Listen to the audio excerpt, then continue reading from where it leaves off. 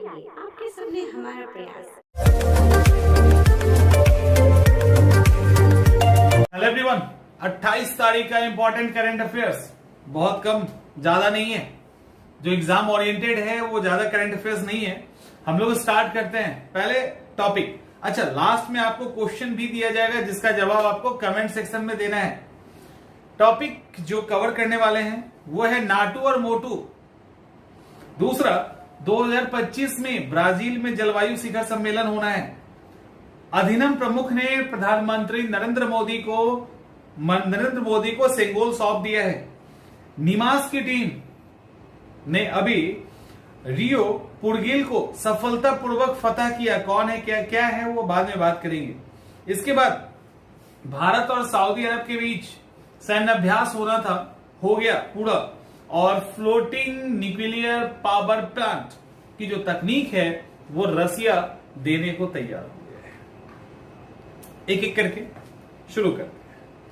सबसे पहला फैक्ट कि अमेरिका में अब कोई किसी को नाटू या मोटू टाइप के शब्दों का प्रयोग नहीं करेगा, अदरवाइज कानून आ चुका है, सजा हो जाएगी। क्योंकि वहां पे मतलब अब खास करके अमेरिका के न्यूयॉर्क में ये प्रोविजन लाया गया है कि वजन, लंबाई या शरीर के किसी भी पार्ट के आधार पे, रंग भेद की नीति तो वहां है ही है ना, और भी कई सारी चीजें हैं, तो इसको लेकर स्ट्रिक्ट लॉ बनाया गया है कि कोई भी ऐसा अगर करता है तो फिर उसके खिलाफ सजा का प्रावधान किया गया है। तो इतना ही काफी, ऐसे ज्यादा जानने की जरूरत नहीं है। दूसरा, सारे वन लाइनर टाइप के फैक्ट्स हैं क्योंकि ज्यादा कुछ है नहीं आज करंट अफेयर्स में। 2025 ब्राजील में जलवायु शिखर सम्मेलन होगा।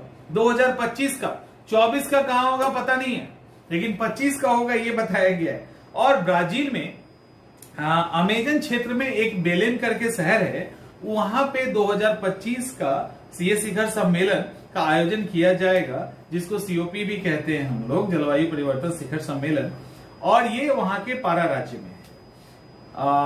COP 30 है, ठीक है। 2025 वाला जो होगा वो COP 30 है, लेकिन जो COP 29 है वो कहां होगा उसके बारे में कोई जानकारी नहीं है। अगर इस साल पोप की बात करें तो वो दुबई में होने वाला है, लेकिन 2024 और 5 का कहां होगा, तो 5 के लिए ये जगह निकल के आया, 24 के लिए भी नहीं आया। लेकिन एक और अभी ऑफिशियल कंफर्मेशन नहीं है, लेकिन ये होगा, ये ऑलमोस्ट तय हो चुका है। सेंगोल को लेकर हद लेवल पे पॉलिटिक्स हो चुका है, मतलब जिसका जितना इंपॉर्टेंस कितना है नहीं है वो अलग बात है, इतना बड़ा मुद्दा बनाया गया है। और चलिए अब इस पे बात करते हैं। ये जो सेंगोल है ये प्रधानमंत्री जी को मिल चुका है। सेंगोल जो है उसको धर्मपुर और तिरुवादुथुरई के जो अधिनम है, जो मठ के गुरु होते हैं अधिनम, वो राजधानी पहुंच चुके हैं। 21 टोटल कम से कम पहुंचेंगे, और 21 पहुंचेंगे जो चेन्नई से दिल्ली के लिए रवाना हो चुके हैं। तो इन्होंने क्या किया, इनको संगोल दे दिया है। और इसके साथ ही प्रधानमंत्री नरेंद्र मोदी जी ने एक हैशटैग चलाने का अनाउंस किया है, वो है माई पार्लियामेंट माई प्राइड। जो टॉप के सेलिब्रिटीज हैं वो भी इसके तहत अपने कमेंट देना शुरू किए हैं। शाहरुख खान, अमिताभ बच्चन, इन सबके भी कमेंट आना शुरू हो गया है, मैंने ट्वीट आना शुरू हो गया है।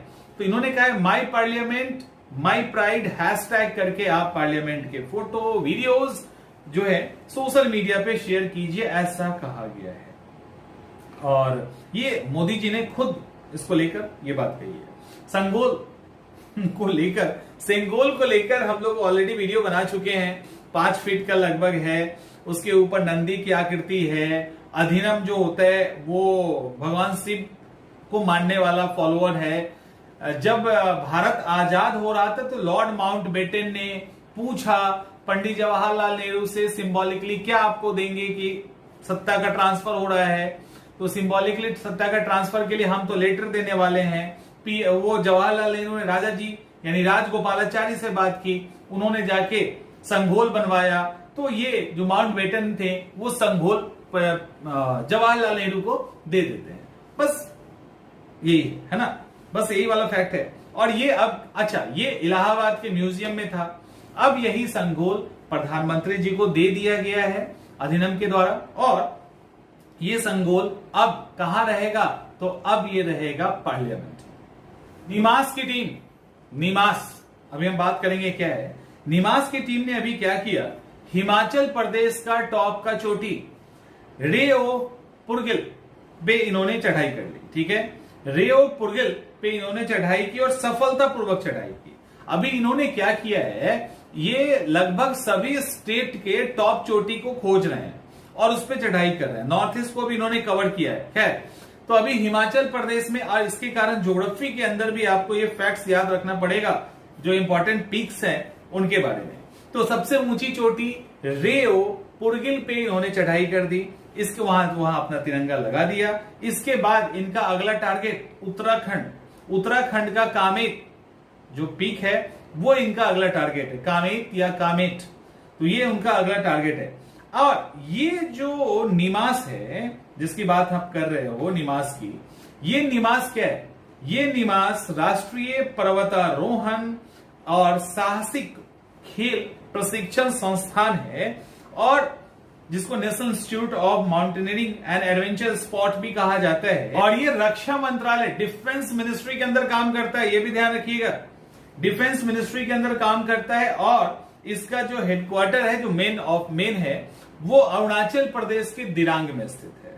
तो अरुणाचल प्रदेश के दिरांग में ये निवास है। यहाँ पे अनुभवी लोग, जो माउंटेन पे चढ़ने वाले लोग होते हैं, उनकी टीम है, अलग अलग जगह पे जाते हैं, लोगों को ट्रेनिंग भी देते हैं। इवन लोगों को जो है कभी मुश्किल आ जाए तो उससे कैसे सामना करेंगे, ये सारी बात चीजें वहां पे वो करवाते हैं। तो अभी नॉर्थ ईस्ट पे इन्होंने, नॉर्थ ईस्ट के सातों स्टेट के टॉप पीक पे इन्होंने झंडा लगा दिया है। अभी हिमाचल और फिर उत्तराखंड की बारी है। इसके अलावा बाहर के विदेश में भी इस काम कर चुके हैं। भारत और सऊदी अरब के बीच में संयुक्त नौसैनिक अभ्यास पूरा हो गया। ठीक है, पूरा हो गया। ये 23 से 25 मई के बीच में हुआ। इसका नाम पता है क्या है? इसका नाम है अल मोहम्मद अल हिंदी 23। ये दूसरा अभ्यास है। अल मोहम्मद अल हिंदी 23 ये दूसरा अभ्यास है।